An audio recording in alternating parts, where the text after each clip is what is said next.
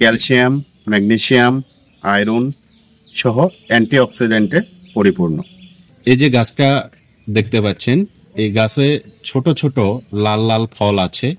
আপনি জানেন কি এই ফলটা কি? এই ফলটা আলু বোখারা নামে পরিচিত।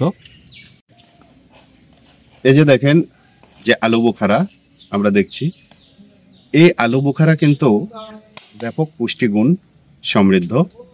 এই আলু বোখারায় ক্যালসিয়াম, ম্যাগনেসিয়াম, আয়রন সহ অ্যান্টিঅক্সিডেন্টে পরিপূর্ণ।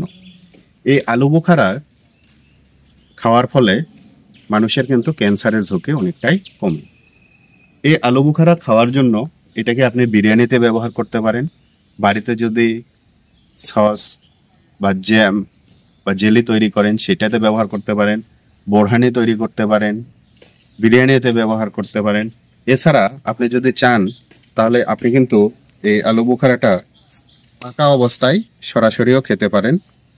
আমি যদি চেষ্টা করি একটা আলু বোখারা খেতে, এই আলু বোখারা কিন্তু খাওয়ার সময় যে টেস্ট পাওয়া যায়,